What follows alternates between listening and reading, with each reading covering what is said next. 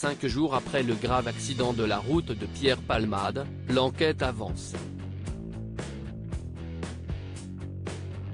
En effet, le vendredi 10 février, l'humoriste sous l'emprise de la cocaïne avait violemment percuté une voiture en Seine-et-Marne.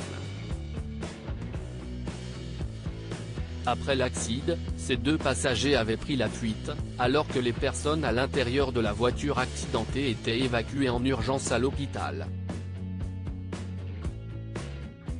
Depuis, la police était à la recherche des deux hommes, dont l'identité était jusqu'à présent inconnue. Mercredi matin, Le Parisien a annoncé qu'un premier suspect avait été interpellé dans les Hauts-de-Seine. Âgé de 33 ans, le suspect de nationalité marocaine est inconnu de la justice, mais se trouve en France en situation irrégulière. Il a été placé en garde à vue après son arrestation. Selon les enquêteurs, l'exploitation du téléphone de Pierre Palmade aurait permis d'identifier le fuyard et un paiement par carte bancaire aurait permis de le localiser et de l'arrêter.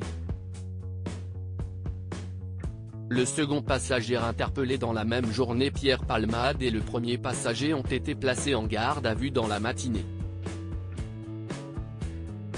Quelques heures plus tard, Le Parisien a annoncé que le second passager avait également été retrouvé, puis placé en garde à vue à 17h50.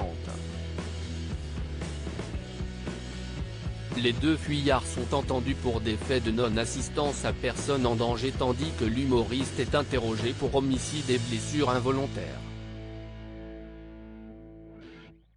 Un nouveau rebondissement dans l'affaire puisque toutes les personnes impliquées dans le tragique accident sont désormais interrogées par les enquêteurs. Concernant l'identité du second suspect, il s'agit d'un homme de 34 ans, de nationalité française. Selon les informations du quotidien, il est connu de la justice pour des délits liés aux stupéfiants. L'enquête devrait désormais se poursuivre, alors que le père et son fils de 6 ans impliqués dans l'accident se trouvent toujours en réanimation.